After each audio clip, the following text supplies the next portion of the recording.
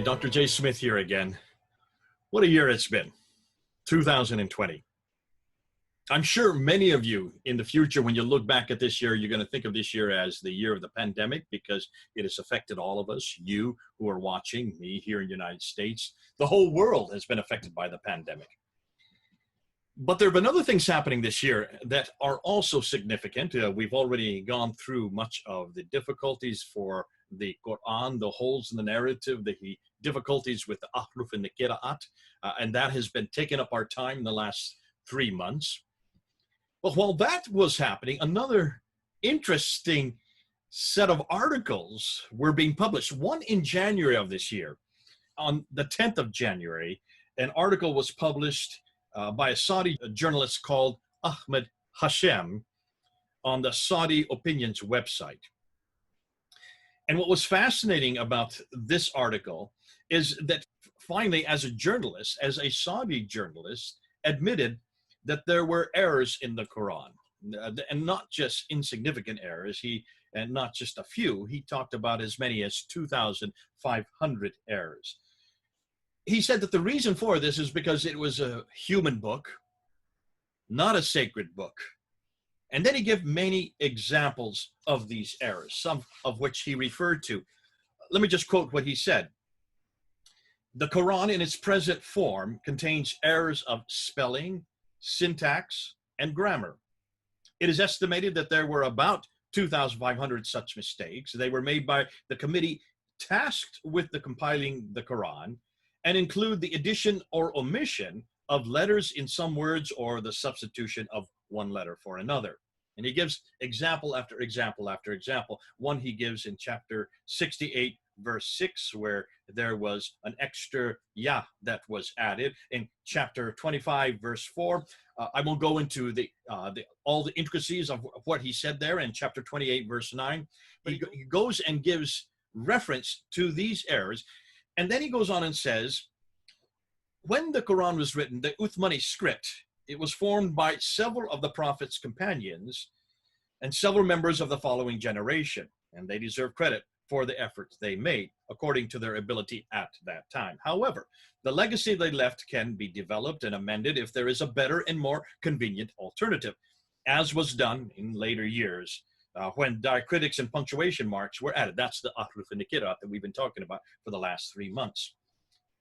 The time has come, he says, to amend the spelling errors and other errors it contains and adapt it to the rules of the Arabic language and grammar, for the Quranic text is open to any amendment that will make Allah's book easier for Muslims to read and linguistically more correct. Woohoo! So that was in January 10th of this year. Huge admission. But he wasn't the only one.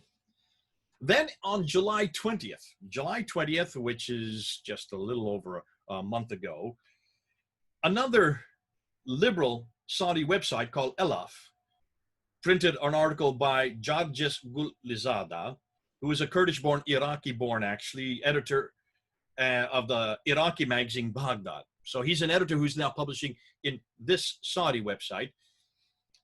And he talks about the pandemic, and he mentions that because of the pandemic, there have been a lot of changes made, like, for instance, to the way people worship. Because of the pandemic, and you cannot be too close to everybody, there have been rules that have been applied that stipulate that you must be far apart. And he says, because of this flexibility, that we therefore need to also realize that the Quran is not a book that is for all times and all places. For it must modernize, and we must modernize. And he said one of the reasons he says is because the Quran does have errors. So therefore there is room for flexibility. What errors? Well, he talks about Ahmad Hashem and the fact that he found about 2,500 errors. And then he added some more of his own that Hashem did not refer to. Omissions of letter here or omissions of letter there, such as chapter 3, verse 86, where Mecca was supposed to be written, but the word Becca was written instead. It goes to chapter 22, verse 55. And what's fascinating, let me just read his quote. For all these reasons, and in order to present the correct form of the text, free of errors and obscurities, it is incumbent upon us, for scientific, rational, religious, and linguistic reasons, to re-examine the Uthmanic script of the Quran and rewrite it in the correct manner, so as to amend all the language mistakes that appear in the Quran and remove from it all traces of error. And then he goes on to say, finally, I stress once again that the time has come to look into the Islamic, Christian, and Jewish texts from a rational and logical perspective. It is time for the human mind to become the supreme judge, and freeing itself of mystical and irrationality. I assuming he's talking about those who hold and elevate the Quran to such height that this he considers to be irrational and mystical. Amend the text, he says, and ideological mistakes that exist in the religious text due to human error and due to the undeveloped state of the writing system 1 or 2,000 years ago. Well, hold on a minute. You might say, yeah, okay, but are these guys really representative of Islam today? Well, let's just take a look at this Alif website where our good friend Jarajes Gulizada wrote. Who is the editor for this? His name is Uthman al-Umair. Is he someone insignificant? No, he isn't. He's quite significant. He is a close friend of King Salman, who is the king of Saudi Arabia, and an advisor to Crown Prince Mohammed, who is Salman's son, who is the one that really actually runs Saudi Arabia today. So this is not someone who is insignificant. This is not an editor who we should just slough off as being someone who is nothing more than a floozy or doesn't represent certainly the powers that be.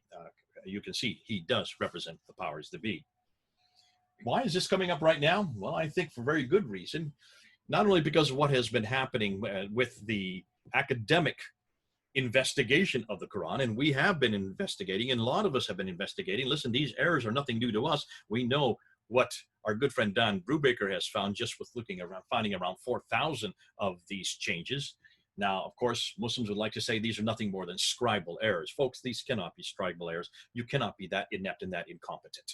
4,000 of these errors. And these are significant in that they almost in all the cases, not everyone, but almost in all the cases when these are corrected, they standardize the text, which means these are intentional corrections. But you can see 2 different articles in 1 year, 2020, that are finally admitting that they've got to get this book back to its, really, to its correct, need to correct it, bring it back to a corrected text.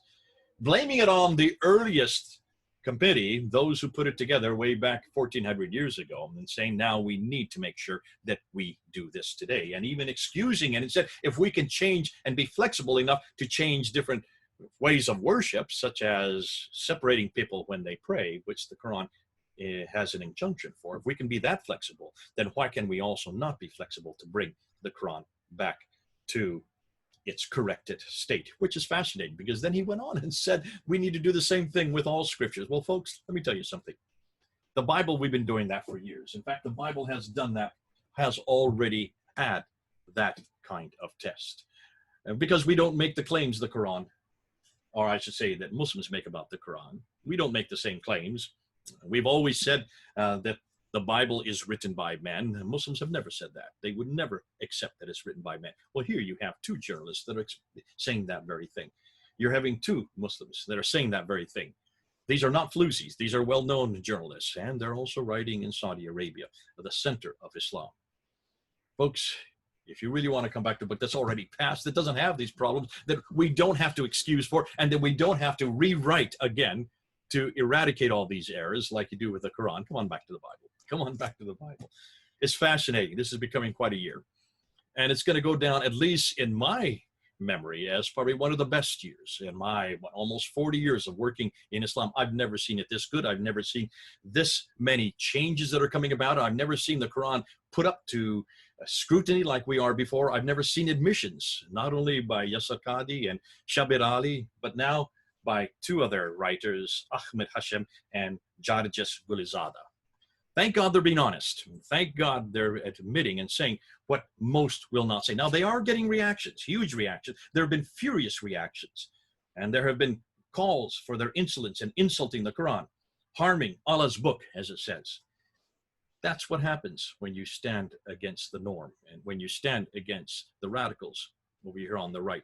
who do not want anybody to touch that book. Why? Because they believe this book is eternal. They believe this book was sent down to one man. They believe this book was complete at the time of Whitman, and they believe this book has not changed, not one word, not one letter, as we're finding it. It's had thousands of changing. They're even admitting at least 2,500 errors.